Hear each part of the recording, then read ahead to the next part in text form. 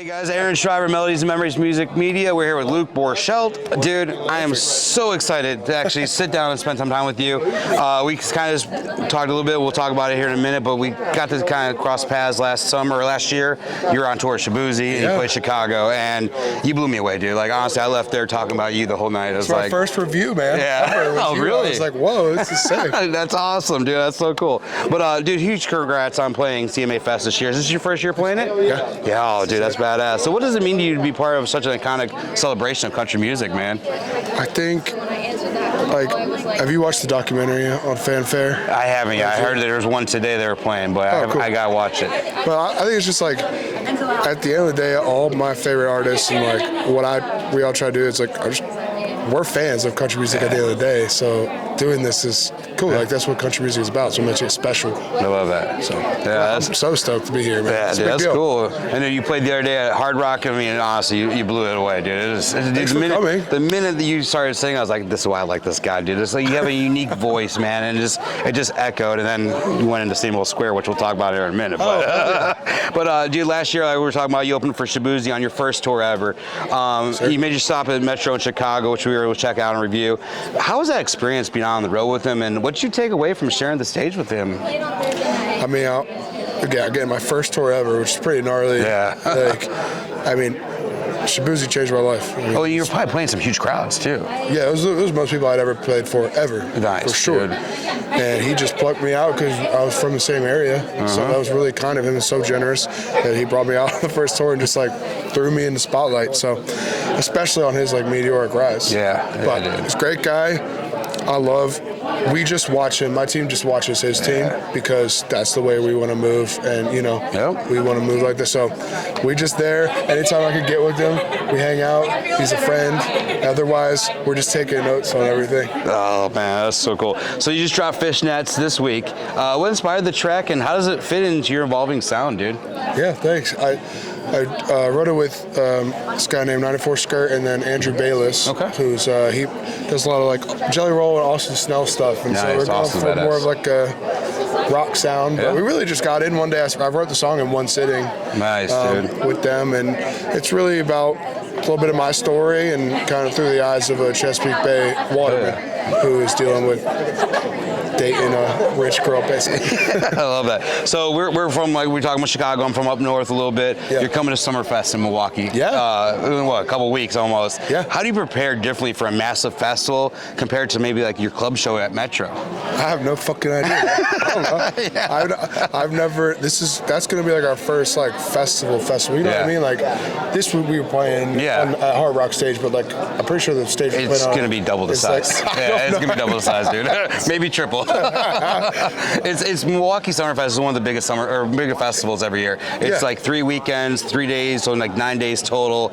So many bands, all different genres, and that's why I love it. You can skip around, and even I've seen artists go there, and they're fans of other people. They'll go to the stage and watch who they like and who they influence them. I'm a big Shaylin fan and Dierks Bentley, so I know when I saw them be on the same stage as them, I was like, holy shit. Yeah, dude, that's cool, man. We're excited to see you come out there and play. And you'll be there? I'll be there front row taking some pictures, dude. I'll be right there rocking along with you. I always laugh. I do photography and I do this on the side too. But I get in the pit and I try to tell myself, don't sing. and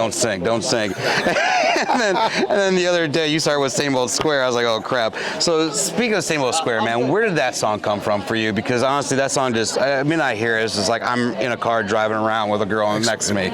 You're from Michigan, you said? Chicago. You're from Chicago. Yeah. Okay. So that song is about Indiana. Okay. Where I went to my first 2 years of college. I went to a little school called Taylor University. Okay. Cool, dude. And that song is about dating at Christian college. So basically, at Christian college, you're not allowed to really spend any time with the opposite sex.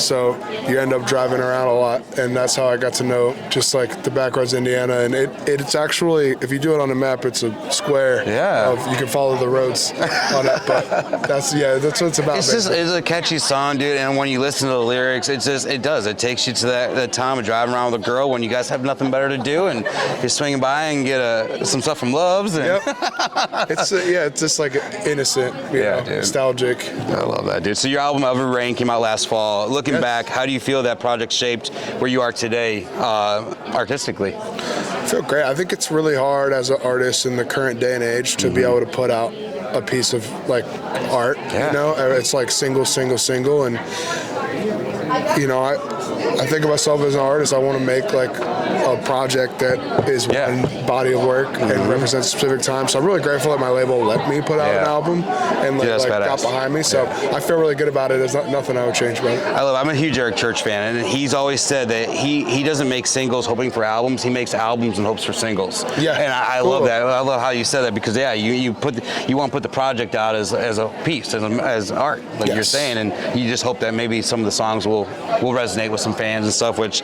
dude, like I said, Every Rain, freaking Same Old Square, those songs are just, I love them. Your songwriting feels both raw and cinematic to me. What's your usual process when writing a new track? Do the lyrics or melody come first when you're putting them together? Usually lyrics. Okay. So I started playing guitar like 3 or 4 years ago. Okay.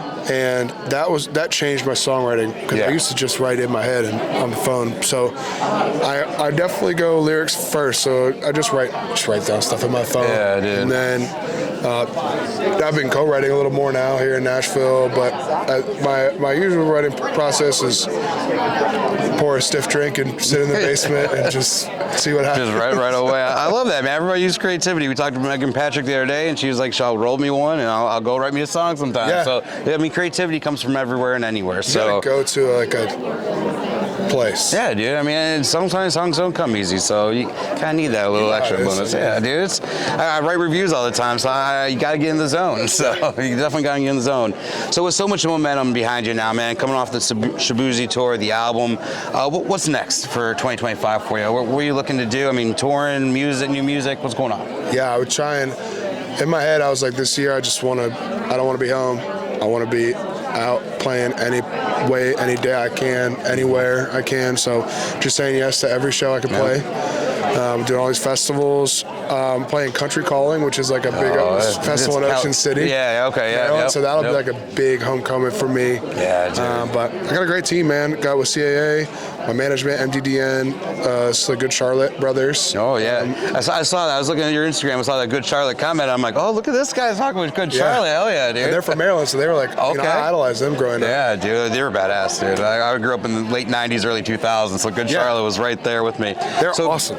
Being from Maryland, I was kind of a little bonus question. Maybe you might not have anything to do with this, but I heard I'm a huge theme park guy, and Six Flags America is closing this year. They're closing. Do you have any memories from that place, man, as a kid or growing up? Did you ever go there? And absolutely. Every summer it was like the thing to do in like middle and early high school was you could get like a summer pass for like $50. Yeah. And so all of our friends, we just ended up at the water park all summer. Hell yeah, dude. It's right down the street from my grandma. So okay, yeah, I saw that it was closing. I'm like, well, he's from Maryland. He's gonna do it. My kids love theme parks and stuff. And we're gonna try to get out there because where we're from in Chicago, they had a roller coaster called the Iron Wolf. Okay. And when they moved it out, they moved it to Six Flags America. It's called Firebird out there. It used to be like a stand-up coaster, but it's out there now. Whoa. Yeah, so it's kind of crazy how they did that. I'm like, well, we can go ride one more ride on it because I rode that when I was a kid. It is pretty sad, man. Yeah, it is. I mean, seeing that. We, as Marylanders, we have our own problem with it because it's like, so it was owned by Dan Snyder, who's the former owner of the Redskins. Okay.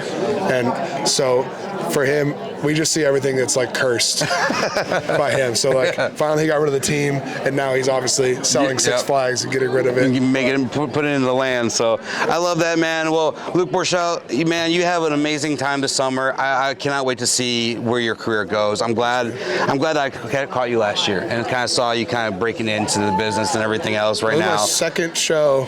I love that, on my first tour. Dude, so I'm going to be a fan. I'm going to be in your corner from now on. You said fan first. I'm a fan first when it comes to all this. And that's why when I saw CMA, I saw your name, I was like, I need to talk with this guy. So I appreciate it, man. Thank you so much. You guys, check him out. And seriously, go check him out. Summerfest, anywhere he's touring, you're not going to be disappointed. Just wait till you see. Thanks, guys. All right, man. These memories. Yeah, appreciate that.